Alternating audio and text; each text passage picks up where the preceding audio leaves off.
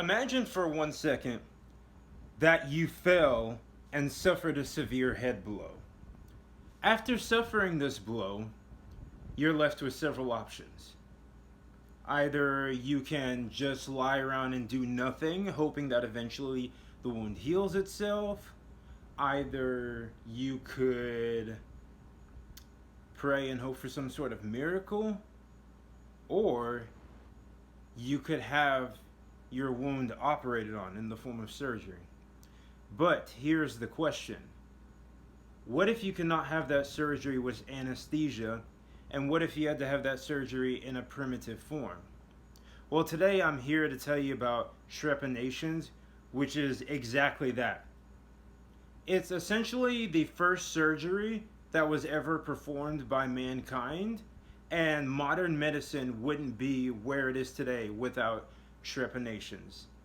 Now, first we must ask the question, what are trepanations? Before getting into more of the specifics of trepanations and specific examples of a trepanation, first let's start off with the fundamentals. At its core, trepanation, which has many names, it's also known as trepanning or trefining even, is a surgical intervention in which a hole is drilled into the or scraped into the human skull. It originates from the Greek term trepan, which means borer, which means as in like drill, like bore into someone's skull. I know this sounds painful, and that's the whole point I'm trying to convey. It was painful as hell. Now, it was often performed with the intention of healing diseases and in rare occasions for spiritual purposes. Now, there is a range of data from when the first instance of trepanning rather, but it's normally believed to have occurred, the first instance of trepanation, between 8500 and 7000 BCE. There are four main methods of trepanation which were used in ancient times: scraping away the bone, boring a hole with a drill, making a circular hole with a cutting tool, and cutting or sawing with a rectangular hole. It was a very barbaric practice, and is, in those rare instances, in those small pockets of the world in which it's still practiced. So thankfully it's no longer around. The first objective, unequivocal evidence of trepanation dates back 7,000 years to Western Europe. It was discovered in, and pardon me, I may not say this correctly, Einsinsheim in the French region of Alsace. It should be noted that there were several skulls that date back to earlier than when this specific skull was discovered, but those skulls have been discounted as being proof of trepanation. But this skull that was, or this skeleton, and more particularly its skull, that was discovered in Einsinsheim, that's dated to be about 7,000 years old, has objective evidence of having undergone trepanation. What's interesting to note is that the skull had no trauma or disease, and that's what trepanation was often used for, to help with brain disease or disorders or severe injuries and things of that nature.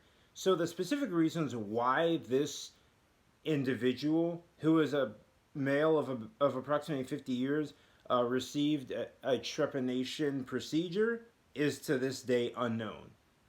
However, it must be noted that he did survive the procedure, as is evidenced by some of the bone that grew back around the incision in the man's skull. And something I had not noted earlier that is worth noting is that a good majority of individuals who had trepanation procedures performed on them actually did survive, despite the fact that obviously in the Neolithic it was still a very archaic procedure. I want to briefly explain the hunter-gatherer theory in regards to trepanation procedures. There have been some skeletons that have been discovered from the late Neolithic which had trepanations, and like I had stated before, there are incisions in the skull which are generally done, it's theorized that they were done as a form of surgical procedures or sometimes for spiritual purposes. Now, in regards to the hunter gatherer theory, it's been believed that a lot of the men, because in certain societies where they found a lot of, or groups in which they found a lot of skeletons or trepanations, there was a disproportionate amount of male skeletons who had trepanations as opposed to females and children. And some anthropologists theorize that that's because these trepanations were as a result of bodily injuries, more specifically head and brain injuries sustained while out hunting game. When a lot of these skulls of these grown men were looked at, it was discovered that many of them had indeed suffered trauma of the skull or brain in some form or fashion. Now, this gives weight to the theory that the trepanations that were performed on a lot of the skulls of these males during the Neolithic were, again, not to be redundant, as a result of a surgical attempt to ease the injuries on the brain so perhaps they would not die.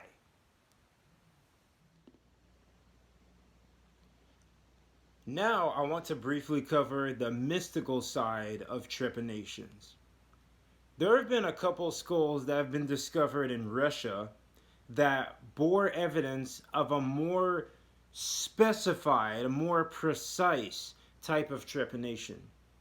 In 1997, some archaeologists were excavating a prehistorical burial site in an area of Russia known as the Rostov-on-Don. And again, forgive me, I may not have pronounced that correctly. There were the remains of 35 human beings in some 20 graves. Now, this gravesite has been predicted by the excavators to have been around the between the years of 5000 to year 3000 before Common Era.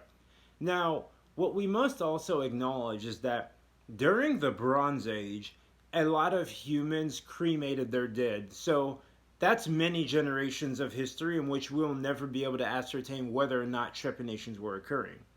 But during this time period, that they predict that these remains were buried of these individuals, five of them, two men, two women, and one adolescent girl, had trepanations in a very specific part of their brain, more towards the back.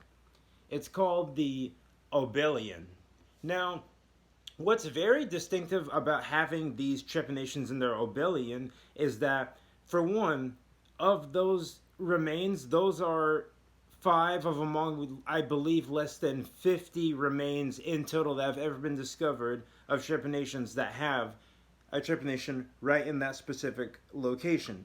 Now, another thing that stands out about this is making an incision in that part of the skull is incredibly dangerous because of where you could accidentally puncture a certain part of the brain tissue, which would cause a massive and relatively quick brain bleed, resulting in a rather painful but relatively swift death. Now, when the skulls of these five humans were looked at more thoroughly, it was determined that they had no health issues. So we must ask ourselves, why the trepanation? If there were no health issues, no trauma to the skull, nothing wrong with the brain, then there must have been a deeper reason for undertaking such a dangerous procedure, particularly in such a dangerous spot. It has been theorized that these five individuals who were found in Russia and other individuals who were found later on in nearby sites had that specific trepanation in the obelian as a result of a spiritual practice. Because again, to recap what I just said, it is believed that there have been thousands of human skulls from the Neolithic discovered over time that show evidence of trepanations, but in that part of the world contains the only skulls that have a trepanation in that spot with no pre-existing health conditions. It is believed that mysticism of some sort in that region of Russia was regularly practiced among human beings during that time in history. Unfortunately, we'll never know the specifics in regards to that fact. Trepanations, whether for medicinal purposes or spiritual purposes, continued well beyond the Neolithic. As a matter of fact, there is the first actual documented evidence in medical records of trepanations dating back to ancient Greece. Hippocrates, one of the most known doctors in the history of medicine, helped coin the term trepanation. Trepanations were performed regularly in ancient Greece, ancient Rome, and ancient Egypt. Now, in ancient China, trepanations in ancient China were the first procedures of that magnitude which occurred with a form of anesthetic. It's believed that they had opium and perhaps marijuana to aid with those trepanations. So thankfully, perhaps those trepanations performed in ancient China weren't as gruesome as those performed in ancient Rome, ancient Egypt, ancient Greece, and in prehistoric times. Now, unfortunately, trepanations as a barbaric practice transcended not just the Neolithic, and it transcended not just, the ancient archaic days of the Common Era, but it also made it all the way up to the Middle Ages. Now, trepanations as a regular practice did not make it past medieval Europe in about the 17th century or so, which thankfully so. Because imagine having a hole drilled into your head while you're fully conscious and awake. That had to have been absolutely horrifying. Now, there are instances of trepanations being practiced all the way to the present day in isolated parts of the world, but as a regular medical practice, it has ceased to be a regular thing for several centuries. Now, what must also be noted is that, as I had stated earlier, trepanations were the first form of surgery known to man, and that without trepanations, as brutal as they were, I truly do not believe that contemporary medicine would be where it is today. So for what it's worth, I believe in the grand scheme of things that trepanations were actually a very good thing. I'm just very grateful that we as modern humans have not had to deal with that. Not modern anatomical humans, obviously, we go back 80,000 years. Plenty of them dealt with in the past, but modern humans, as in within the last few centuries.